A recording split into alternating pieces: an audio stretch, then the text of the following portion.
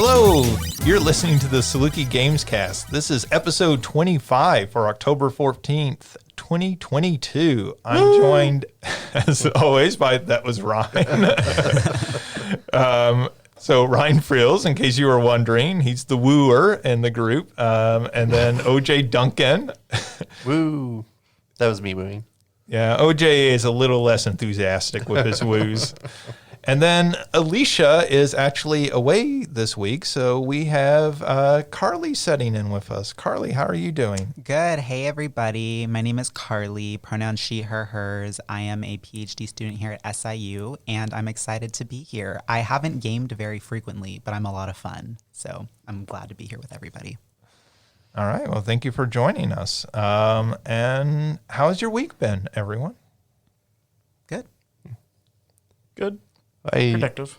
Ryan, you started off with woos, and then now you're just, it's fine. Like my feelings ebb and flow. You can't contain me in a simple feeling. I'm like music. I started prelims this week, so woo, but not really woo, but yes, woo. I'm very excited, but also not. So Can you Totally wow. so I should. can you explain to our audience who may not know what prelims are? Sure. So prelims are essentially your final examinations before starting your dissertation when you're in a PhD program. And for ours, I have 3 questions that are given to me, and then I have 30 days to write 25 pages for each question, essentially answering them. If he doesn't do it in time, the monitor explodes and he has to do it next year. Is to restart the level.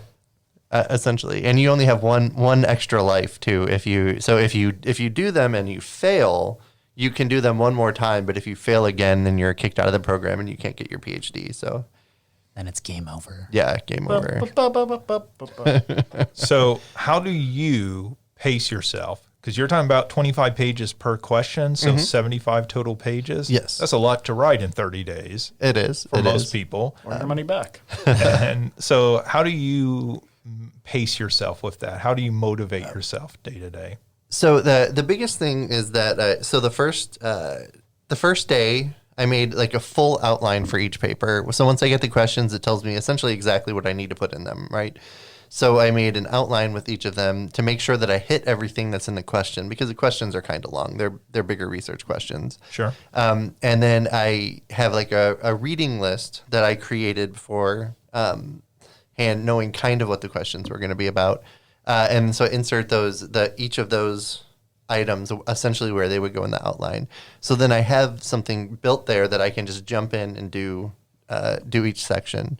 My motivation has been my 2 positions here this year is the AICC. So I have 15 hours of office hours that I have to do each week, and I don't really always have a lot to do there. So I'm just sitting there looking at my computer.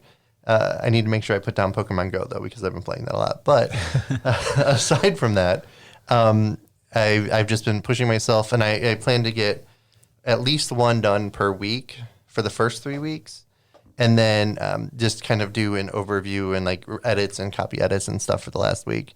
That means that on Sunday I have a lot of writing to do because I didn't get as much time as I wanted this week. All right. Well, that sounds it's just pretty challenging. Like, pacing yourself over 30 days to write 25 or 75 pages. I guess that's almost 2.5 pages a day. So best of luck. Thank you. Thank you. You can do this. Thank you. We believe in you. Yeah. I think we can motivate you each week on this podcast. We can have you check in, and if you're behind on the number of pages, we'll all ridicule you. We'll let Ryan beat you up after the podcast. Good luck, but also Damn. Well. that does mean you should ridicule me because I am behind. So I have a Pokemon Go related question based on what you just said. Okay. So full disclosure, OJ and I are office neighbors. So I often pop in and say hi to OJ before I go into my own office. I did see you playing Pokemon Go the other day.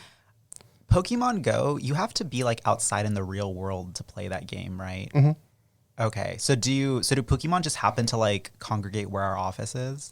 Yeah, so the way that Pokemon end up spawning is... We are a very open and accepting environment in our department, and so Pokemon feel comfortable here. Like even if they're a Mr. Mime. Diglets keep popping through the floor and biting me on the foot. It hurts. So the way that they determine where Pokemon spawn in the game is by cellular data usage. So there's a lot of that in like our building. Yes. So there's a bunch of Pokemon that just spawn here, and then there's a few Pokestops that you can spin to get items and stuff. There's 3 that we can get. Well, there's 2 that I can get from my office, but 3 that you could get from your office because you're just close enough that you can get one that I can't access. No way. Yeah, because I'm like a few feet away from being able to spin it. And then there's a couple of gyms where you can like put Pokemon and stuff like towards Morris and the Prairie. There's that little campus Prairie Garden is one. Yeah. So there's plenty of stuff close for us that we can do. Here. I always got a good vibe from like our little corner, so now I know why. Yeah. Thank you. But not OJ's particular office. Yeah, just yours. Mine. Yeah. If you want to play Pokemon, there are very specific offices. I feel like that should be charted and mapped, and that should be online somewhere. Like, what are the locations on campus that are the best to like sit and play Pokemon? Like, It's what are the best, Kumakura Garden. what are the best offices? Offices, I don't know. So anywhere, essentially, Carli's office is the one that can hit all 3, because when I had an office on the other side of the building, I could only hit 1. Now I can hit 2, but Carli can hit 3. So I feel like that should be a map. Like, so when grad students are like arguing over office space and everything, like they could campaign based on that. We can also use it as marketing material to get people to come to our program. yeah. Or visit office hours, just that. Yeah, get my students in the door.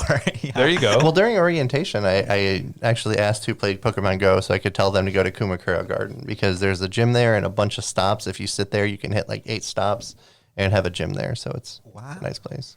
Wow, that's impressive. All right, well, let's jump right into things with what you've been playing. And OJ, let's start with you. What have you been playing this last week? Well, like I said, I've been playing a lot of Pokemon Go.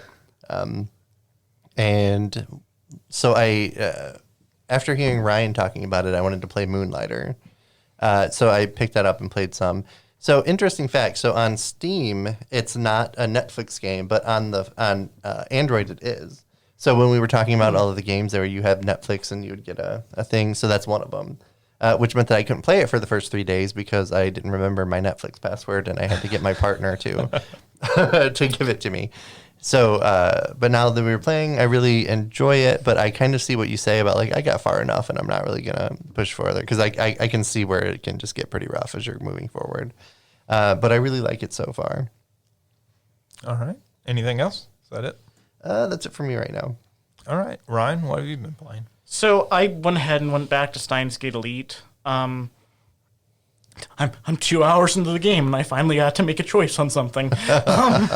But is this, remind us, is this a visual novel? Yes. So it's like a visual novel / anime / video game. It almost feels more like just an interactive anime is the best way to put it. So beforehand, it was just a visual novel, but then they made an anime based on it.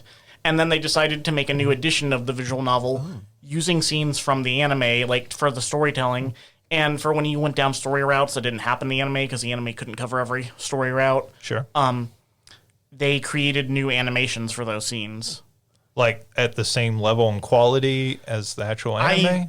I think I heard from some folks that you can see a difference in some of them, but it's still the same team and they made animation. It's close enough. Yeah. Nobody's like complaining about it, so it's not the motion comic type thing they do for some games. No. Yeah. And I do. So at first there's some things I wish they'd do a little more, like with backgrounds, maybe do some more interesting choices in terms of what you put in there to tell more about the story, like adding to the mise en scene and what that says about the characters. Like, so for example, I remember reading something and like when. Oh, I'm slipping. Why am I slipping on his name? Alan Moore. Alan Moore. Yeah. When he was like doing like stuff, when he makes comic books, when he's writing them, he makes details about what's in the backgrounds of scenes to communicate stuff about the environment and the characters and stuff. And I wish they did more like that with the background, since supposed to be like a really brilliant visual novel, and I was just like, so I was a little disappointed on some of that, but the animation looks cool, and I like the character designs. I really enjoy the character designs. I just like the style and the aesthetic of it. But basically, in this visual novel, you are a scientist that's like a part of like your own little independent gadgets laboratory, and like you're not doing too well. You're broke, and you're 3 people living in one apartment, and a lot of the inventions I can tell you were comically bad, like because I had to look them up afterwards because I have a dictionary where they mention them, and then I can look them up, and one is literally just like a ray gun remote, and they just smashed a remote into a ray gun toy. That way you can click on the toy and change the channel. But that's the only thing it does, so you lose most of the functionality of the remote and turning it into a ray gun remote. But that was one of them. That was the worst one, I think.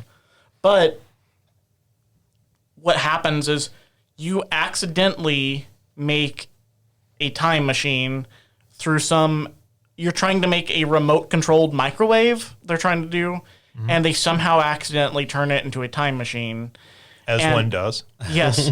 And what happens is that the main character realizes that when they do something to change time, like they can still keep the old messages on their cell phone from like those different timelines, or from when they go back in time. And so like text messages? Yes, like it's specifically that, text messages. Okay. And so depending on how you respond to the different text messages kind of affects like the storyline you play through in the game itself. Oh, that's cool. And so there's multiple branching storylines based on the choices you make with your text messages in the game. And I'm going to keep playing this. I do like the story, and I think the characters are the least interesting, though only one of them is likable so far. But so the 3 characters, one is like this really self-important nerdy scientist type who's like really into this whole making gadgets, and he believes that they're making these gadgets to help with the war against this conspiracy group. Have no idea if that's just going to turn out to be like nonsense they made up, or if it's going to be a conspiracy within the game. The other characters obviously don't buy into it.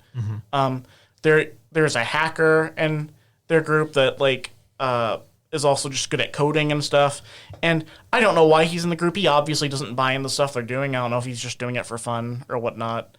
And then there's someone else in the group, and she just makes like costumes for the group and has like nothing to do with the science part at all. So he's leading this group of 2 other people that aren't really invested in anything he's doing, and he is like super invested in it. So it's which can be a fun dynamic. We'll see where it goes. I've heard this is like supposed to become like a really brilliant, smart visual novel. It obviously has a potential that I haven't seen enough of it thus far to say that, but I've gotten to make a choice on a text. All that happened was someone texted me, the character that makes the costumes texted me that, she's sad that she lost like a collectible toy item. This reminds her of the time she lost another toy item, and I can choose one of those toy items to decide how I respond. And so I chose one, responded, and the characters now just realized they go back in time because a person they saw murdered is all of a sudden alive again. And they're going to that same conference they were going to before when they saw them murdered. But now it's changed. Like the conference that was planned got canceled and a different person is lecturing. So, and only he's aware of this.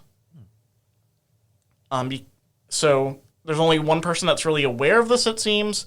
And he has like text messages to back up what's going on. Right. So we'll see how this proceeds. Something I do like is that you have a dictionary in the game, and you had this with those AI, the Somnium Files games too. I just never said anything because they weren't that interesting. But in this, it's really needed because they don't explain much to you, and I kind of like that because it just makes the dialogue feel more natural. I kind of like that it's not like double downing on every term it uses and let's explain what this term meant. It just lets the story happen. And then, if I really need to know what something is, I can go back and look it up. Yeah, it's always a little weird in a story when the characters stop and explain to the audience what they're talking about when everyone in the room would already know what they're talking about. Right. So I like that it gives you that option. And that, I think, also helps with the interactivity of it and feeling involved in it, that you're just kind of, you're going through the story and then you're just checking up on what people are talking about. I think it's not like something that affects gameplay mechanics, but I think it makes you feel that you're more interactive and involved than you otherwise would. If it was just simply you choose text messages every now and again. I'm going to keep playing this. My one concern is that it's just not going to get interesting enough to keep up with it, and that the choice of the text messages isn't going to feel interesting enough. But like I said before, If Found, my favorite game possibly, has hardly any actual choices until the very end, and it's just based on the interactivity of how you move through the story. So we'll see. I'm going to keep going forward with this, but so far I am enjoying it. Steins Gate Elite. That's awesome. All right. Carli, I realized when I introduced you earlier, I did not give your last name. It's Carli Alvarez. So what have you been playing recently? So I've been cycling between 2 games. One is Skyrim, which I've literally been playing since I was a senior in high school in like 2011. And so it's so funny because I play with one character, get them to like about level 40 or just about the level where I can finally get ebony armor. And then I always feel really accomplished. And then I start all over again with like a new archetype or a new race. But it's so funny because my characters always end up being like some kind of like magic stealth person. I'm not a stealth archer. That's like a stereotype. Not all roads lead to that. I'm more of an assassin myself. And so I just like going up behind people and like knifing them. So that's my favorite way to play. That's how my characters usually end up. But right now I'm trying to expand my horizons, and I've been playing as an orc for the first time in like the decade I've been playing. Because I really like that they have this berserker rage ability. So, and I really love just like hacking people up. And so I'm able to do that more effectively. So I'm enjoying that right now. However, I'm having kind of a hard time leveling up, even though hack and slash is kind of like my favorite way to play these games. For some reason, I think I just feel a little uninspired. So I might have to start all over again, with a new character. So I'm looking forward to doing that. The other game I've been playing kind of recently is Dragon Ball Xenoverse 2. So I'm a big Dragon Ball Z head, and as a kid, I always wanted a Dragon Ball Z game where you could customize your own character, and now those exist, which is what Xenoverse is. So that's very exciting for me. However, the gameplay itself's kind of dull. Like, it's really easy to just end up button mashing and defeating everybody by button mashing during the fight scenes. And what I don't really like about Xenoverse 2 is that there's this weird open world element to it when you're not fighting, but the open world elements, it's basically the same gameplay as you utilize when you're fighting people. So for that reason, it's like the mechanics that you use to fight people don't really translate to good open world gameplay mechanics. So like it feels very like laggy when you're in the open world setting. So I'm not the biggest fan of that. I am going to keep playing because I eventually want to turn Super Saiyan. For those of you who might not be as familiar with Dragon Ball Z, it's about this race of aliens called the Saiyans, and they can transform into something called a Super Saiyan where they become really powerful and their hair changes and they become stronger. So I want to become a Super Saiyan because that's kind of like my childhood dream. But I think after that, I'm going to retire that game and move on to a different Dragon Ball Z game. So it's an open world game, and obviously like you have the one-on-one fights with, big named enemies, I assume. But like, what are you doing in between there? Is it playing more like a exploration or role playing, or what's kind of happening in those in between moments? I'm sure it's farming simulation. That's probably what it is. I'm sure there will be a Dragon Ball farming simulator before we're done. Actually, that's a good idea, because if you're digging through your farm, you find a Dragon Ball, and then it's like, oh, so another part of Dragon Ball lore is if you find all 7 Dragon Balls, you get to make a wish. A dragon comes out of them. So I could actually see that working out. We should talk about this more later. But so the open world elements of this game are that basically it is kind of role playing. You go around, you train with the different Dragon Ball Z characters, and they teach you their special techniques for fighting. So right now, my favorite finisher is the Special Beam Cannon, which is the character Piccolo's finishing move. But the higher level you get, the better trainers you get, which means you get more access to more techniques. And so you're going around training, which is kind of fun, but then you're also just completing little tasks for people. So like there's one mission where I have to deliver milk to people. So I guess there's a bit of that farming element there. There's certainly like a shot in the dark element to it. So you're completing just little tasks like that. It's kind of silly. Another one right now is that I'm somehow working for one of the main villains. His name is Frieza, and somehow I ended up as part of his like guard, and so now I work for him. I don't know how it happened, but I have a cool set of armor I get to wear because I'm part of his guild. So now I just have to like carry out missions for him. I don't know. I feel like the game's it has a lot of good ideas, but they're not executed well. Right. I feel like that's generally been the big criticism of a lot of Dragon Ball games. Yeah. That, outside of, Fighters, the Yes. fighting game is really good and like really cool just to even watch. Like, and I'm not a big Dragon Ball fan or anything, but like that game's really good. But outside of that one, I know there's been other fighting games, but that 2D style fighting game, I feel like it's always been, there's some good ideas here, but it's not quite executing on them in the way that people want. Yeah, hot take. I actually do have Fighters for Steam, but I think that's another one you can very easily button mash because that's how I beat a lot of it. However, the story is very good because I feel like nowadays original Dragon Ball stories aren't the best, but Dragon Ball Fighters has a really cool story, so I like it for that. It also has really interesting interactions where because you have to play on like a 3 versus 3, it's like Marvel versus Capcom, and so like if you have certain combinations of people together in a team, they have interactions with one another before the fights start, and so if you have characters who never met in the show, but you have them on a team together, they might have a unique interaction, and there's like hundreds of them. So it's really, it's a fun game. I feel like it's easy to play through, though. It sounds more fun than any Sonic game that has ever existed. Other than the Shadow game for PS2. Ryan's just throwing that in there to taunt Alicia, who may or may not be listening to this podcast. Hi. But yeah, for years, there had been this NES game I had played, and I didn't remember the title of it. I just remembered having rented it and it being one of the most bizarre games I had ever played. And when the internet came around, so I'm really dating myself here, and like I got on the web and stuff and found like forums where people were discussing games, I was like, hey, let me ask you, I played this game and it was really weird. And does anybody have any clue what this game was? Because I do not remember the title of it at all. And I posted and they're like, oh yeah, this is the Dragon Ball game. And so ever since then, I associate Dragon Ball with like this childhood memory of what was this bizarre game that made absolutely no sense to me at the time. How many other folks here saw that going into creepypasta territory? Just wondered for a second. It's a game honestly, that doesn't actually exist. Yeah.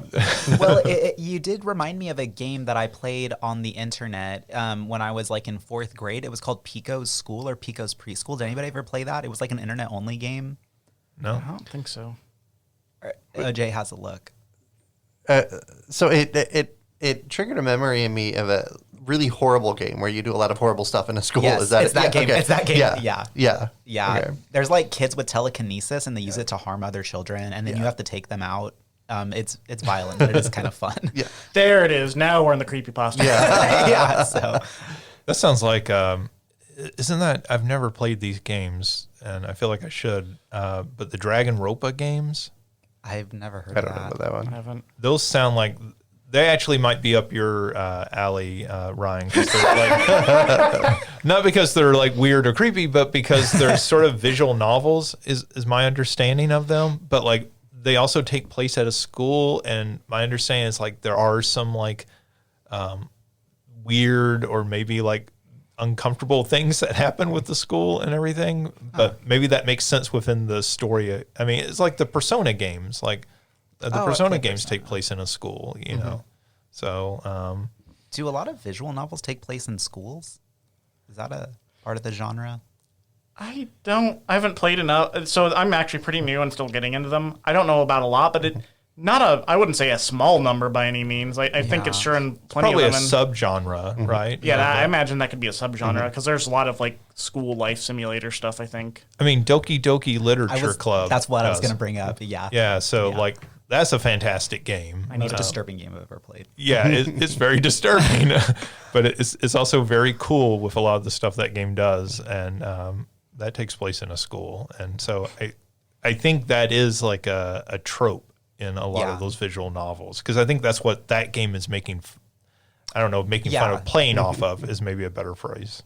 Yeah. So, all right, cool. So Skyrim and Dragon Ball Xenoverse 2. Mm-hmm. Yep. I will note that Carli's affinity of sneaking up behind people and cutting their throats in Skyrim is how she got that good office. Just saying. We don't talk about that grad student anymore, OJ. That's not a grad student anymore. Oh my god.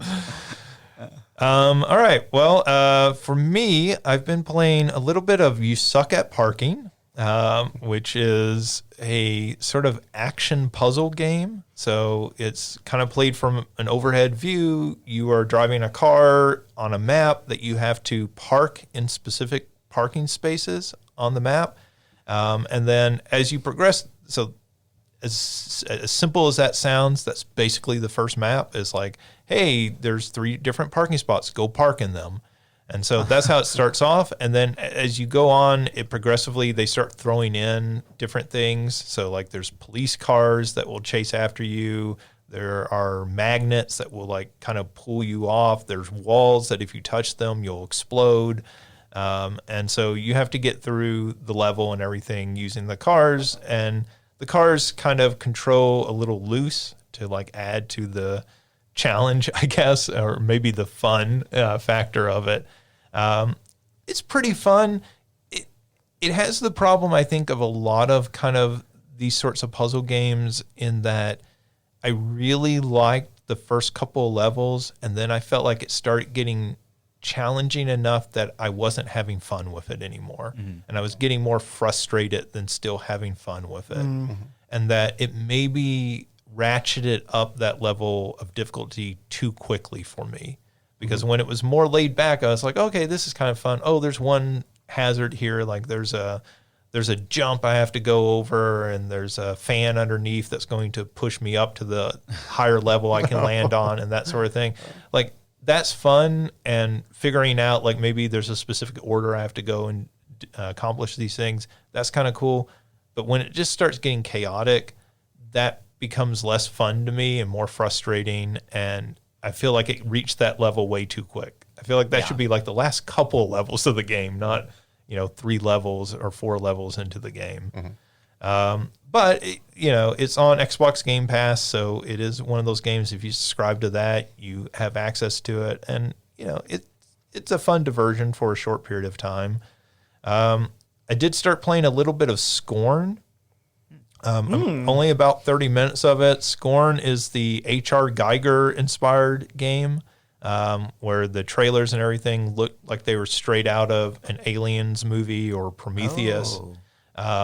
So it's the game that people were very fondly, after it first premiered, were referring to it as the wall penis game, because that trailer has things coming out of walls that are very phallic shaped and everything. So people were Scorn, you say. And it is, it is that style very much in a game. It is you walking down very sort of biomechanical hallways. It looks like it's straight out of a Aliens movie. So I've played very little of it so far. I think it just came out last night or this morning, so I was actually playing it right before we came in here. It's more of a puzzle game than I was expecting. So like the first thing you do is walk into this giant room, and it's like, hey, let's move these. You have to move this track around so that you can move things onto the track, and then you have to climb up to the upper level, and you have to like use arms to reposition these different things. And it's just not what I want with that style. Like that style, I just want an Aliens basically game. And so it's less interesting. Like I lost a lot of my interest as soon as it started getting into the puzzle solving. I was like, ugh. It's sort of like the early Resident Evil games, where you would be going through them and you're like, this is cool. There's zombies, and this is kind of fun and exciting. And a few light puzzles of having to find something and bring it back, that's fine. But very quickly in some of those games, it got into elaborate puzzles where you were like, I just don't want to do this. This is more time than I want to spend on a puzzle in this style of game. And that's how it feels so far. But in fairness, I haven't done hardly anything in that game. So maybe that's not as big of a problem. I don't want to like judge it too harshly, having played very little of it so far. You don't want to show it too much Scorn. Yes. Well done, Ryan. One of the things I like about Ryan is I'm setting basically a catty corner across the table from Ryan. And when I'm talking, I can see sometimes like the little glint in his eye is like he has one of these puns, and I can see he's just waiting on it. He's waiting for that chance to like use it. And I can tell he's very excited. And so like I'm excited to hear where is this horrible pun going to go? That's a more wholesome angle. I just can't stop thinking about the phallic wall. So that's going on behind my eyes. Same. I played one other game. And again, I played just very little of this. It's a game called Despots Game. And it's a game where you are in this sort of underground dungeon area, very much looking sort of overhead perspective like a Zelda one for the NES. And there is a computer system that drops you into this, and you start off, I think, with 4 little guys. And it's sort of a strategy game because you walk from room to room, and each new room you walk into has enemies. But you can, when you kill those enemies, you get money that you can spend to buy more little guys and then buy weapons to equip each of them. And then you can arrange a pattern for them so that, you know, who's going to be on the front row, who's going to be on the back row. If you have archers, people with guns, you can put them on the back row. And it's very like sort of creative, but it's also a game. I was playing with the controller and it seemed like too much to do with a controller. It seemed like maybe a game that would be easier to play with a mouse because it's almost it's not a real-time strategy, but I guess it's a turn-based strategy game. You like basically just say, hey, I'm ready for battle, and your little guys run off and fight, and you have no control once they start fighting. And it seems like a game that might be better to play with a mouse because very quickly in that game, they were like, here, you get these extra buttons, and then also you can do these upgrades on this this upgrade ladder and everything. And then you can also get your characters and you can get them different weapons and you can rearrange them. And then you can also, there's a food mechanic. So you're having to buy food and make sure your little guys don't run out of energy as you're playing through the level. It's like so many systems very quickly layered one on top of another. And it seemed like a whole lot to be playing as a game I wanted to play with a controller, kind of sitting back and relaxing while I played it. And it seemed much more of a game like, no, I need to lean into this game. I need to be super involved in it while I'm playing it.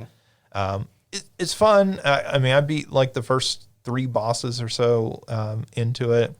It seems very sort of like almost a roguelike. You know, each time you play is going to be different.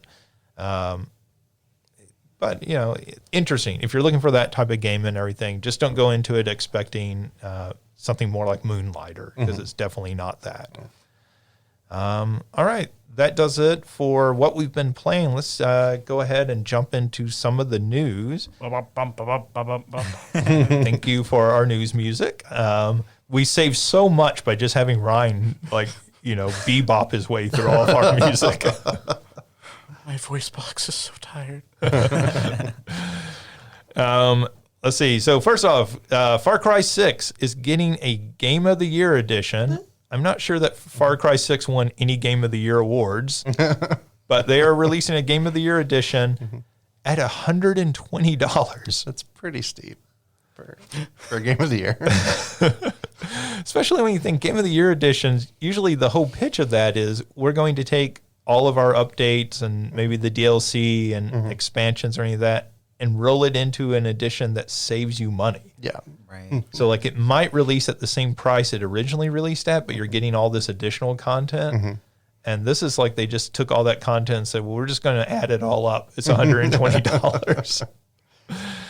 So this is not with all the like crazy like statues and all that sort of thing. So this is just pure content. Oh my God. So if you're really into Far Cry and you haven't been satiated by the 10 other Far Cry games they've released so far, here's one for $120. Just while you were saying that, they released like 5 more, so.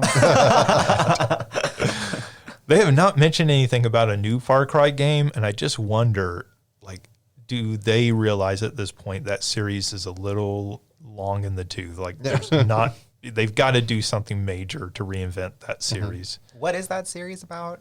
So it's basically an open world game. So like the original Far Cry took place on an island, and then they've slowly progressed away from just necessarily being on an island. So Far Cry 5, I think, is the one where it takes place in Montana. So it's not all of Montana, but a part of Montana. And they're basically like kind of just open world action games. I guess the big thing that's memorable about them is they have like little bases that you have to take away from the enemies, and you can basically attack those bases in any order and in any way that you want. So like you could drive a Jeep up and like blow it up and everything, and then like run in, or you could stand out at the back and snipe people and do it that way. So I feel like that sort of kind of open world gameplay, they were very early on doing that. Okay. And then over time, they've just kind of, starting with Far Cry 3, they kind of settled into a formula that's been Far Cry 3 and Far Cry 4 and 5 and 6. And then they've also done spin-offs of that. There was one, I think that's called Blood Dragon, which is one that's like very 80s styled. Like it looks like Miami Vice. Everything's in neon and that sort of thing. So they also have done a lot of stuff in that series with different enemies, like having very charismatic main villains. Oh, okay. So the one in Part 6 was played by what's his name, Giancarlo Esposito. Is that his name? From Breaking Bad. I think. Oh, yeah. Yeah. So like he did the main villain, and they made, like they captured his likeness, and he did all the voice acting and everything in it. And so that's been a big part of it. So those games very famously, I think it's in 3, maybe that's in 4, but like very famously, like those games at the very beginning, they'll like give you sort of an out of the game. So like in one of them, you're in the palace of this sort of island dictator, and he says, and I forget the exact details now, but like he basically tells you there's an uprising happening. He says, I've got to go take care of this. Wait here for me. And you're of course supposed to like sort of like leave at that point and everything, because this is this dictator and there's this uprising happening. But if you sit there and just wait for like 10 minutes in game, he'll come back, and that's the end of the game. What? So the game just ends. Okay, there. That's kind of awesome. Yeah. I mean, that part's really cool. And then that game was also really famous for having scenes where your character takes drugs and like hallucinates and has these like kind of extended hallucination scenes and everything. So Far Cry 3 was really a really good game. Far Cry 4 is a really good game. I have not played 5 and 6. I imagine they're also pretty good games, but it's sort of diminishing returns. You're making the same game over and over again. Right. Far Cry 2 was sort of the black sheep of the family. It was set in Africa, and it was notable because like your character could get malaria in the game, so you were constantly having to like take medication to keep yourself from coming down with malaria. And it's set in like the African savannah, and so like you could set the grass on fire and the fire would spread realistically. So like you could set a small fire and pretty soon like half of the area would just be on fire around you. And so I think that's a really interesting game. I don't know how good it is because it's kind of frustrating, but it's really interesting to play. Maybe they need to like make a Far Cry Midwest edition. Well, I mean, that's what Far Cry 5 is in Montana. Oh, that's right. That's kind of what it is. It's like you're battling a cult in that game. So it's like a religious cult in Montana are the villains. Okay. But it doesn't go in my understanding, I haven't played that one, it doesn't go in the interesting directions you want it to. Like you want it to take a more kind of political approach to the material, and it kind of never does. Oh, okay. Let's see. Blizzard has locked out half the characters in Overwatch 2 for some players. So there were some bugs in Overwatch 2. Overwatch 2 launched last week among a million different problems.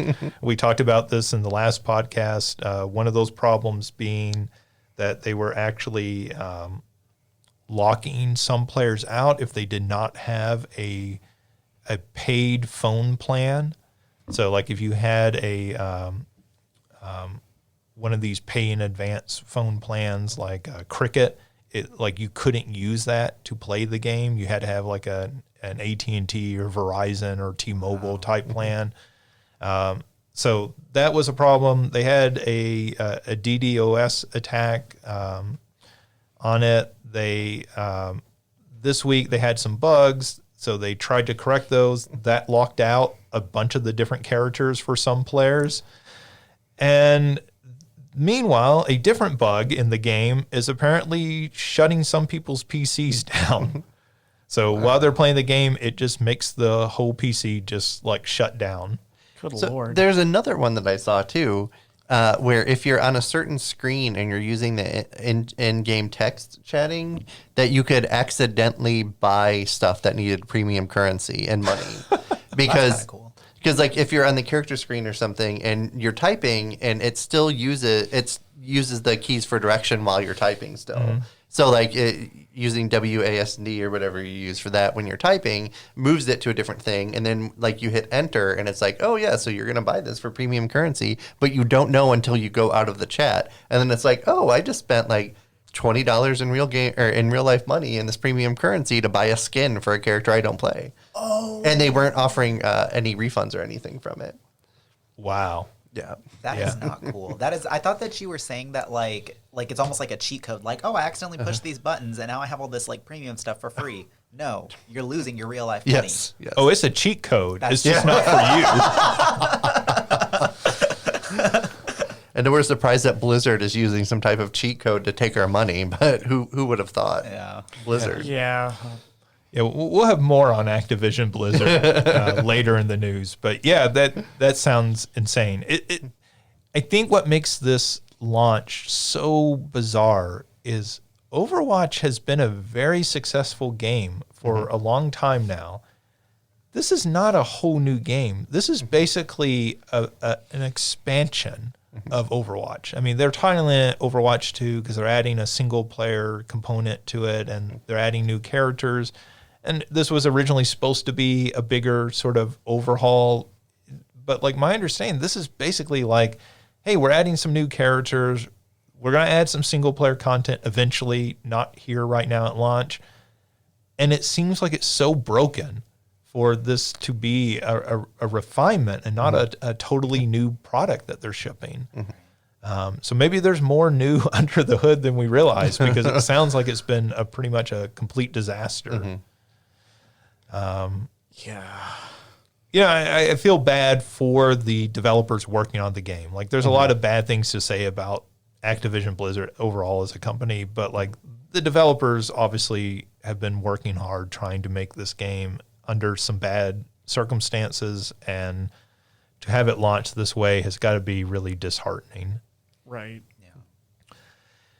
This was included just for Alicia. Of course, she couldn't bother to be here with us, but we're still going to talk about Sonic Frontiers. Sonic Frontiers is getting Monster Hunter DLC on November 14th. So this is basically like outfits for Sonic that are going to be like Monster Hunter style outfits and everything. I think this is kind of crazy for a Sonic game, or it feels crazy to me. And it makes me think, like, what else are Sega going to do? What other sort of costumes are they going to include in this game?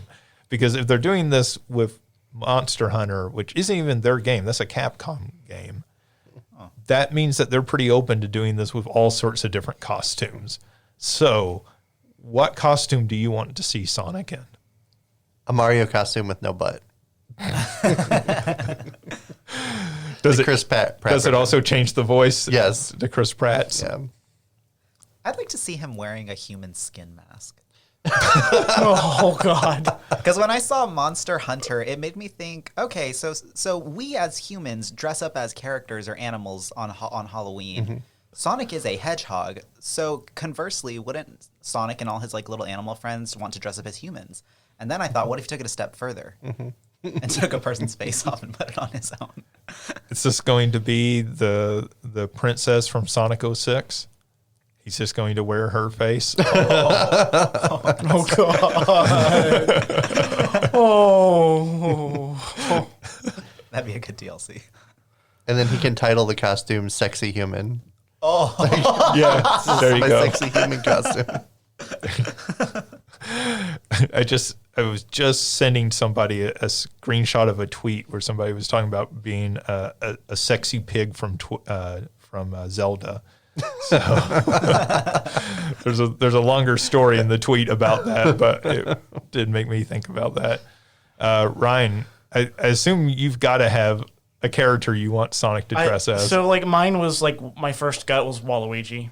As it always, that's always go to, right? But just to do a different twist, instead I want to do like, instead of like having the regular Sonic model, switch it with a different model character, and like have maybe an actor dressed up as Sonic. So I thought that's fun. Daniel Craig dressed up in Sonic makeup, because I thought Sonic would be so much better if he was played by Daniel Craig.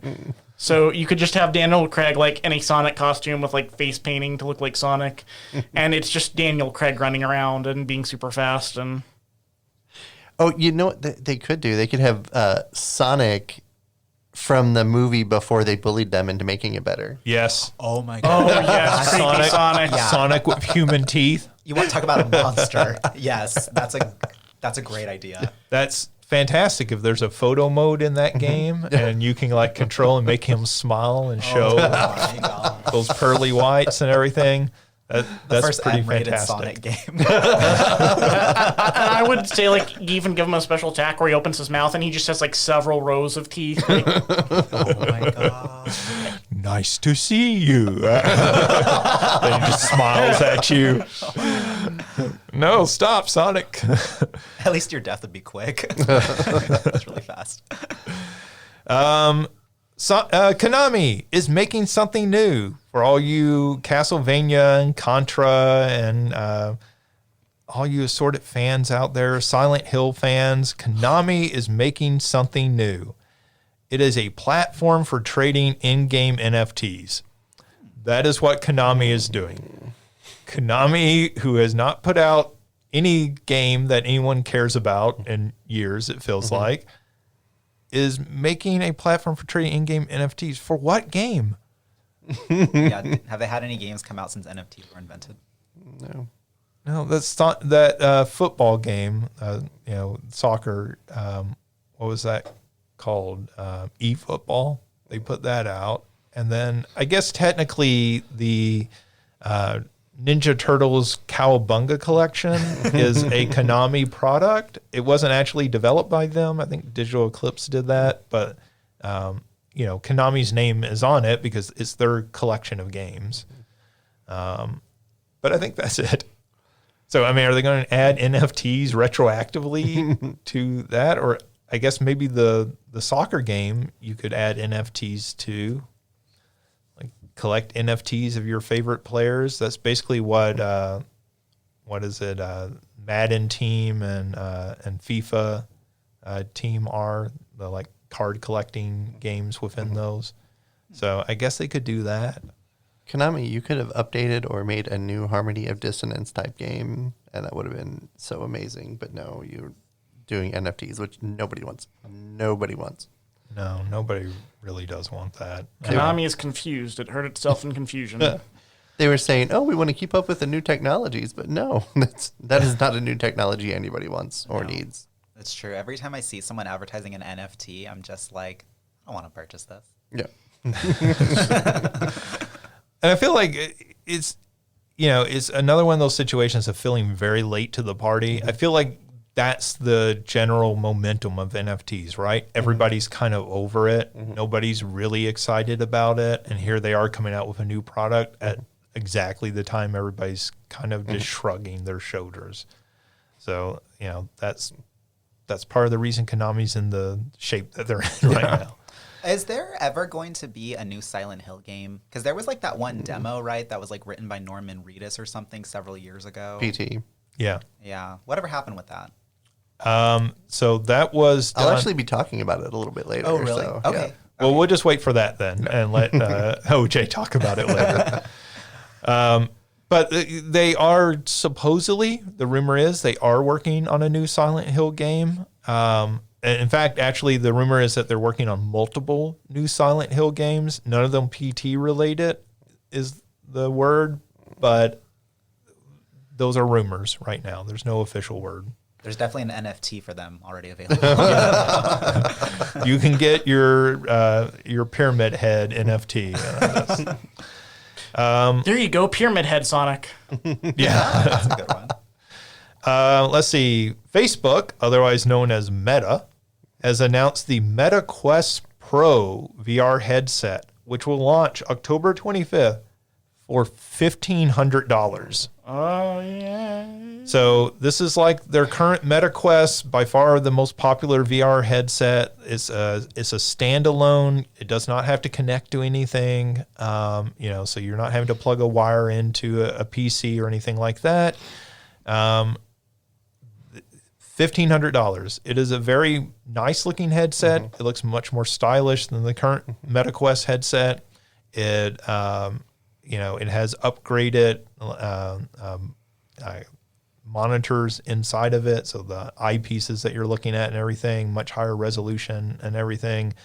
It also has complete pass-through, so like when you're wearing it, you can basically use it as an augmented reality headset, so that you can basically walk around and have things superimposed at what you're seeing. So it looks very cool. But at $1,500, this is not for your average consumer in any form or fashion. Yeah. Like, this is an extremely niche product.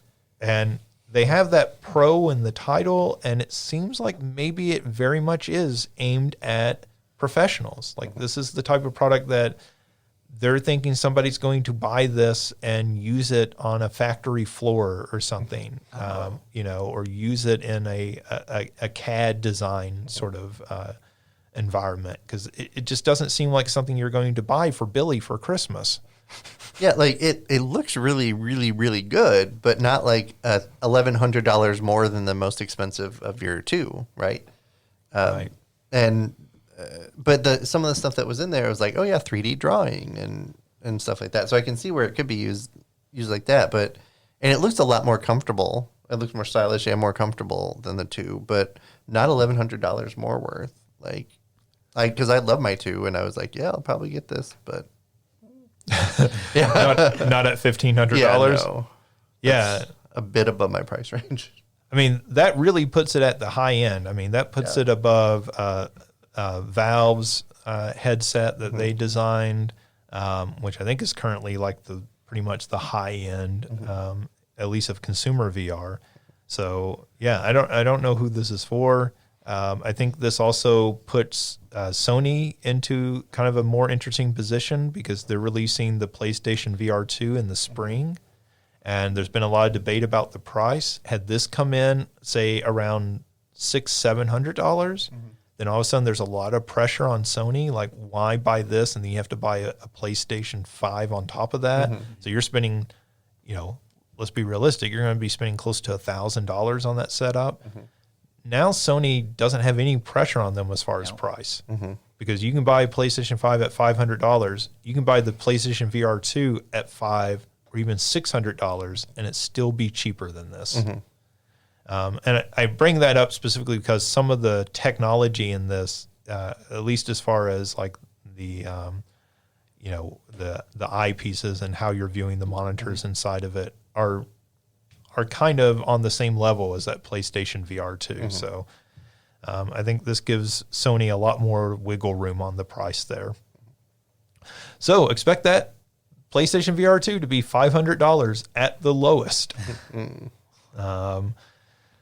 So teased a little earlier, we're going to have some more bad Activision news. A new woman has come forward in a lawsuit accusing Activision Blizzard to turning a blind eye to sexual harassment in the workplace. In fact, she specifically, the lawsuit notes sexual harassment, gender discrimination, and sexual battery. Apparently, a man that she was working with, so I don't want to get into all the details of this, but like she knew this man before she went to work there. She is just identified as Jane Doe in the lawsuit. So she knew this man before she started working there. Apparently, she gave him some compromising photos of herself. She went on and got serious, and I forget if she just got engaged or got married, but then went to work at Activision. This man began sexually harassing her. She said this included forcible touching and attempts at kissing, and then threatened her with exposing those photos, which he still had. So revenge porn. And she claims that she went to management and complained about this situation multiple times and no real action was taken. So this is just one accusation, but there's been a total of at least 8 women so far to come forward and make similar accusations not about this one man, but about the culture sort of at Activision Blizzard. So again, right, like this is like in just about every one of these situations. It's never an isolated incident. It's a culture, and it speaks to, when a lot of times these incidents come up, somebody wants to say, oh, well, that was one bad apple. But like the fact that we have multiple women, the fact that this woman's claiming she went to management multiple times, this is not one bad employee.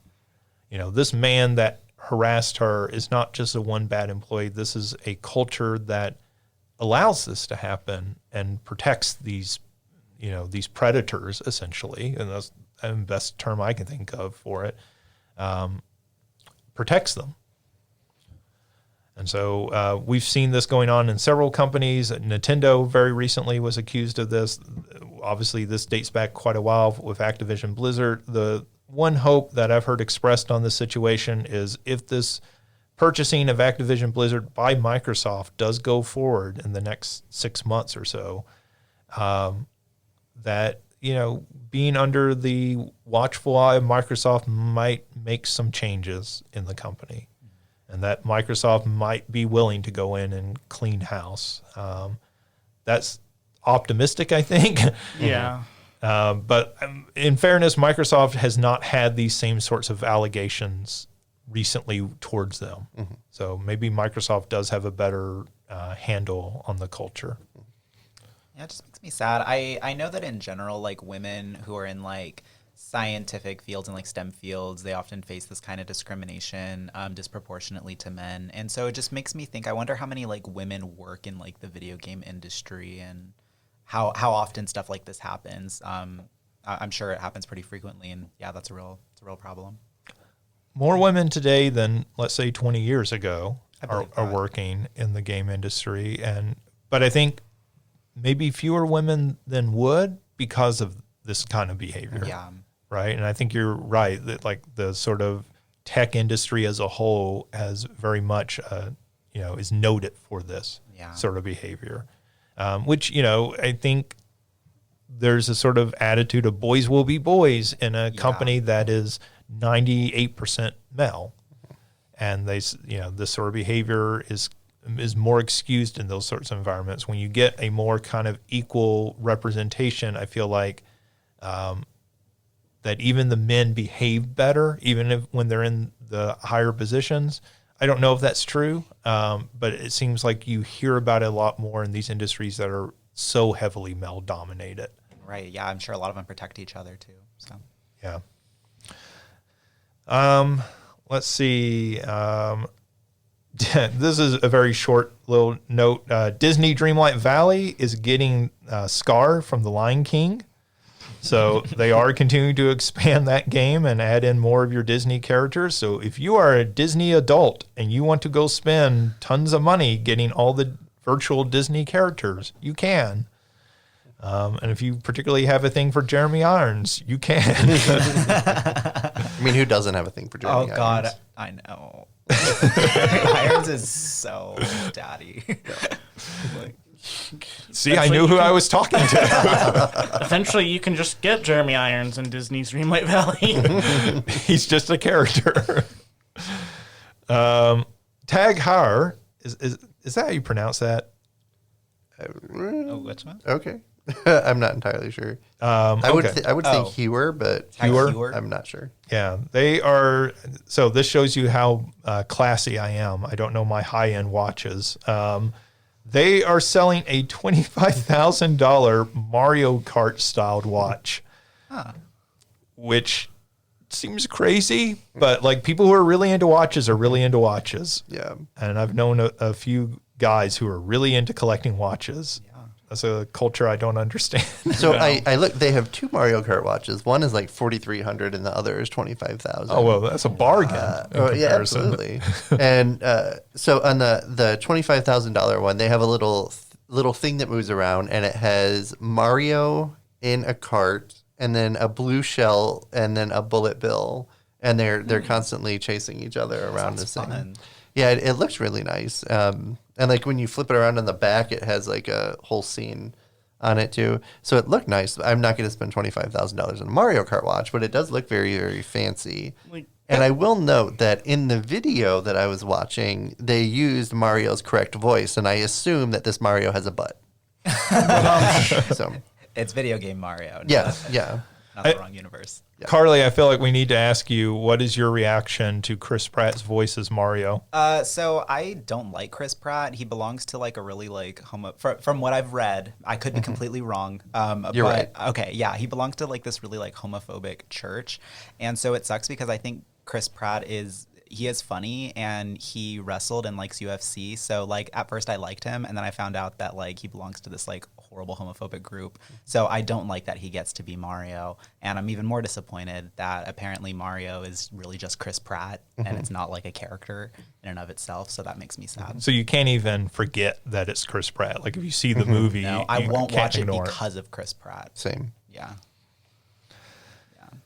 Imagine that. Imagine that the Sonic movie is the more wholesome movie. Hey, Sonic 1's actually good. Sonic 2, I wish I could get my money back, but Sonic 1 was really good. My boy Jim, he did a great job in that film. And James Marsden, another daddy. We have discussed the Sonic films at length on this podcast. Surprised me at all. Let's see. What else have we not gone over? Phil Spencer did another one of his chats from his home office where he has a set of bookshelves behind him that he has populated with little figurines and decorations and different things from different games. He's become very famous for sometimes slipping in a little tease of something that would come later. So in one of the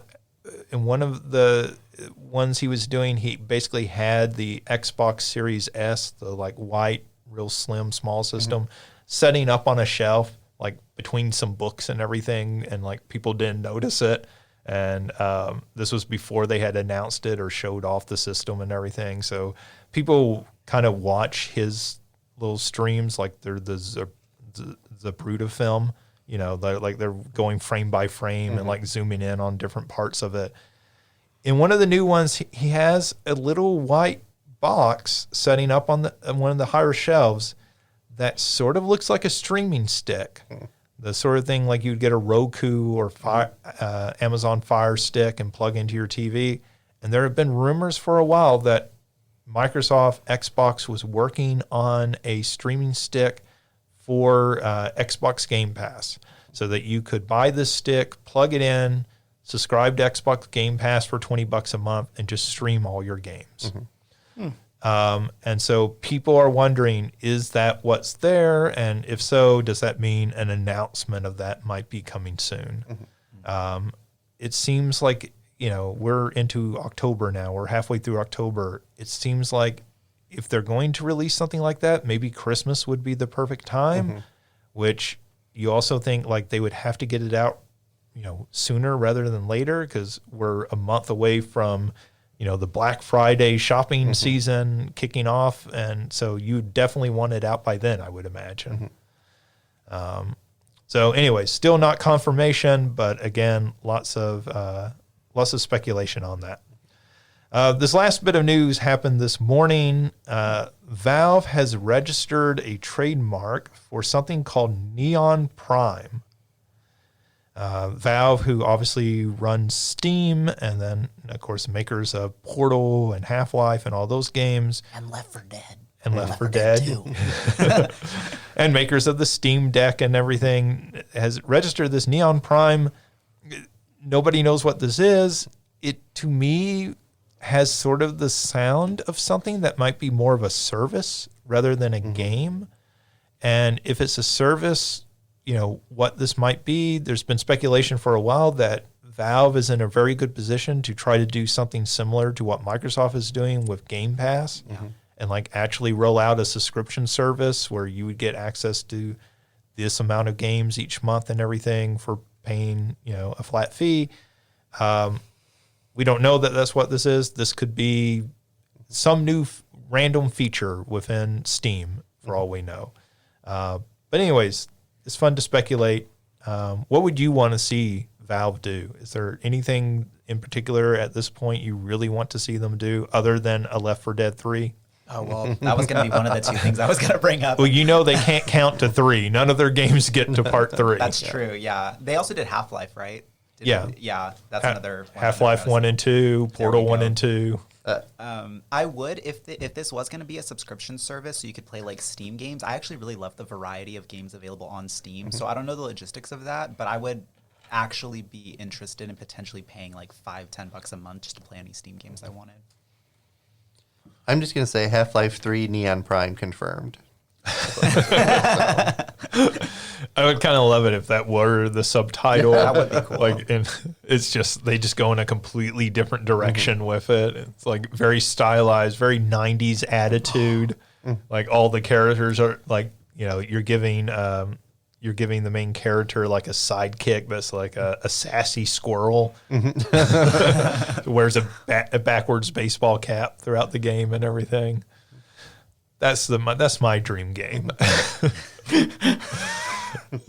All right, that does it for news. So let's get to the end of our show with the big question. And because it is about 2 weeks out from Halloween, we're in the middle of spooky season. The new Halloween movie, Halloween Ends, just came out today. Let's get into spooky season. So what is your favorite spooky game to play this time of year? And Ryan, we'll start with you. I haven't played it for a while, but I guess mine would have to be Resident Evil 4. That's one of my favorite games of all time. I love that game. I love it too. I do very much love the Wii edition. That to me is the route to go because I do love being able to aim the Wiimote and then use the nunchuck to knife characters and stuff. I think they actually ported that game over super well for that, and I think that's the perfect way to play it. That is a really good version of that game. Yeah. So fun. I love that game feels like such the perfect blend of B horror and action movie game. I felt I remember playing Resident Evil 5 after that, and it felt like the game just felt like it took itself too seriously. Yeah. This was just this. And I'm not super big into the whole Resident Evil series, but this felt like a very one-off game, on its own little story. And I just loved exploring that environment. I explored I loved exploring the villages and fighting through them, getting weapons, upgrading them. I loved going through the different buildings and the puzzles and different rooms and stuff. I thought Leon was just a fun and cool protagonist. I thought the villains were goofy and fun. I love the monster design. There's just so much I love, and just the gameplay. I love that's one of the games where I would play repetitively. I play it, win it, beat it, play it again, and I didn't get tired of it. Yeah, that game was wildly influential. Every third-person action game that came out after that, basically just copied it straight down. In the same way they did with Arkham Asylum a little bit later. Yeah. Right. So that game's a fantastic game. Worth playing anytime. I love to get. Go ahead. Sorry. Oh, so, no, I was going to say the over-the-shoulder camera thing. Like, I remember seeing that everywhere after that game. So. Right. Yeah, I think I personally prefer that over first person, like just straight up first person. And oh man, when I played through it and I won the Infinite Rocket Launcher, and then I won the Chicago Typewriter. Oh, that was so fun. And just that first area in that game, the first time you see the guy with the chainsaw and like characters are coming, you run into the buildings and the characters come in after you. Like that was such a unique experience at that time. And like I have had people before who really weren't even that much into games, and I would say, I just want you to play the beginning of this game. Just sit down, play the beginning of this game, and feel what this is like. It's one of those moments in a game that I think about, and I think I would love to be able to go back and experience that again for the first time. Because the first time I played that, I didn't know what was coming. And I feel like I'm not spoiling too much. It happens in the first 5 minutes of the game, and the game is 20 years old at this point. But like the first time I played that and experienced that, I just remember just being like, whoa, what the hell is this game? So that's a great choice. Carly, how about you? Well, I have a different answer, but I just want to continue off the conversation we're having right now. Resident Evil 4. So I only have 2 gaming systems right now. I have Steam on my laptop, which doesn't work well because it's also my laptop I use for school and work. And then I also have a Nintendo Switch that I bought last year, and I keep just playing Skyrim and Dragon Ball Xenoverse. However, I do own many Resident Evil games, including 4, and I haven't loaded it up yet. And after this conversation, I think I'm going to play that if I have free time this weekend because I love that game. Kind of like Skyrim, I've owned it on several different systems throughout my entire life, and I haven't played it on my Switch yet. So I think I really want to revisit it because it is like the perfect blend of like horror, like B-level horror and camp, but also it's an action. And like the puzzle, there are puzzles, but it's not so many puzzles. I'm just like, oh, this isn't fun. Right. So, oh my God, I think I might play that. Plus, like, I love Leon S. Kennedy. He's one of my favorite like video game protagonists ever, and I love being able to just like kick people in the head. So that's a lot of fun. So I might play that. However, my answer that I had to this question originally was Outlast. Has anybody ever played Outlast? I have not. Okay, so it's very, very scary. I have that on my Switch, and sometimes I play it at night in my bed. I'm just playing on the handheld version of my Switch, and it makes me scream and I drop my Switch. And so it's genuinely very frightening. So if I was gonna play a game around this time of year, I'd probably play that one. But honestly, that one's so scary. I kind of don't want to. It's so terrifying. But Resident Evil 4, it's like fun. It's like it's fun and scary. But it's not so like disturbing that I'll stop playing it. So and like we talked about, like the first beginning part of that game, oh my God, it reminds me so much of like Night of the Living Dead, like the films. And so it's fun to kind of just be in that environment, like just as Leon S. Kennedy kicking the zombies in the head. 'Cause that's what I would do. Yeah, I think you saying it's fun and scary, it makes me think of like the Evil Dead franchise. Like it's got that same sort of tone, like, oh, this can be a little bit scary, but it's also just a whole lot of fun to like sit and watch. So OJ. All right, so hinted at this before, but well, first, any game with Chris Redfield that shows his triceps, I will play at any point. Just want to say that right now. But the game that I really like is PT, and it's one of the scariest things I've ever played in my entire life.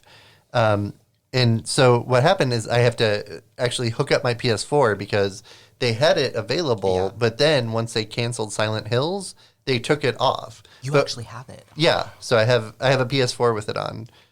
It's amazing. It is such an amazing game. Cool.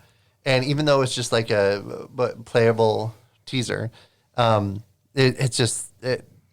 has scared me more than that game has, and it did multiple times. Every time I play it, even though I know exactly what's going to be happening, I still expect it, or I expect it, and it still scares me. And it's fantastic. And like, there's a part where you have to like be quiet in real life when you're playing it, because if there's noise that the controller picks up, like something happens in game. Oh wow! Like, it shows your position in game. And you could see my cat messing with me on that. No, shut up. Well, because we got it right when it came out, and people didn't know yet, and people were like, "Well, I haven't seen this at all in the game." And people are like, "What's going on?" But like animals and stuff that people had that were making noise were doing it, And so there's some other like you have to like say certain things, and it's fantastic. And I think it's such a shame that Silent Hills was canceled. Yes. Because honestly, it's just fantastic. But yeah, so I'll have to pull out the PS4 and hook it up and play it again. This was the one that Del Toro was going to help with, right? Yeah. Damn, Yes. that would have been awesome. Yeah, and then at the very, I mean, it's been out for a long time, but at the very end, it had Norman Reedus. Yeah, Norman Reedus come out, and that was teasing that he was in Silent Hills. But it's amazing. If you can find a copy, play it. How long does it take you to get through it? Now that I kind of know everything that has to happen, it's not that long. But originally, playing it for the first time, it took me a few days to get through. Yeah, I've seen parts on YouTube. I just feel like you'd be filled with so much dread, but you have to know. And Yes. I love that feeling Yeah. Yeah. vicariously. Yeah, and a little motion sickness, but it's worth it. It was just such a unique experience to play that for the first time. And one of the things was the fidelity of the graphics. Like the first time you load up that game, at least at the time, it may feel different now, but at the time, you were looking at it going, is this full motion video? Like this looks real. Yeah. Like this doesn't look like a game, and this doesn't look like a Resident Evil game or anything. And then like I remember it's one of those moments in gaming because they dropped that demo at E3, I believe it was. They announced it, hey, go download this demo for a new game we're working on. They didn't tell anybody it was for a Silent Hill game. Yeah. And people went and started playing it, and it was one of those rare moments where like it was the cultural zeitgeist of gaming was everybody was playing the game kind of at the same time, and nobody knew what it was, and nobody knew how to solve it, and so people were on message boards like exchanging little bits of like I did this, and then this thing happened, and like kind of piecing it together, and just a really cool moment, and a game that I feel like has long outlived the like sort of hype that they could have ever imagined for it. Yeah. Like the amount of love that game gets today is kind of crazy to think about, but it is quite good. It's quite a unique experience. All right. So like I have two short answers. One of those is Eternal Darkness for the GameCube. If you've never played Eternal Darkness, the game itself isn't really that scary, but it's known for its sanity effects, so that as you take damage in the game like starts kind of playing tricks on you and everything. So most famously, it'll do things like lower the volume of the game, but it pops up like an on-screen display so that it looks like your TV is lowering its volume.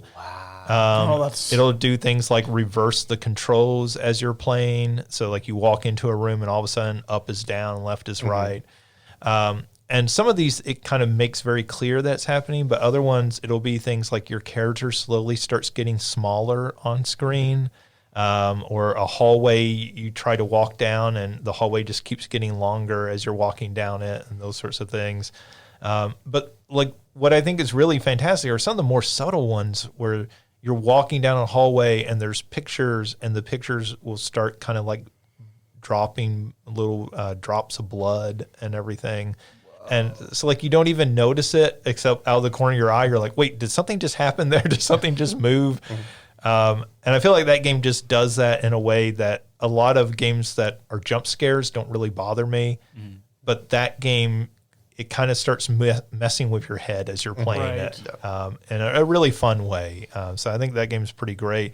The other one I have on here that you can still play today is Costume Quest.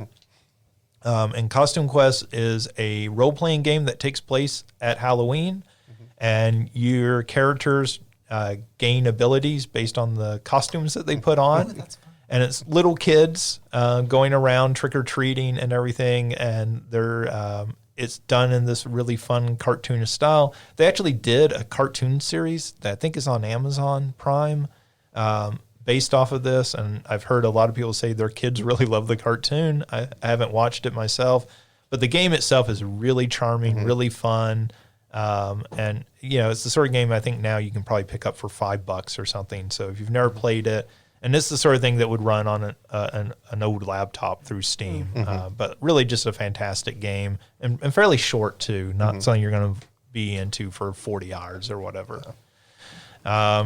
So yeah, that does it. that does it for our show as well. And we want to thank everybody, Ryan, OJ, especially Carli, for joining us. Yeah, thanks for having me. As always, if you want to listen to back episodes of this, you can find those at salukigames.com. And there's also some additional things out there like videos that students have produced, as well as a complete archive of Playing for Pets from last spring. Then you can also find this podcast on Google, Apple, Stitcher, wherever you get podcasts. Just search for Saluki Gamescast. You probably found this episode somehow, but maybe you found it on social media where we sometimes list it. So if you're looking to subscribe, go to one of those platforms. It should be on pretty much all of those. Thank you for listening. We'll be back again next week, and we'll see you then.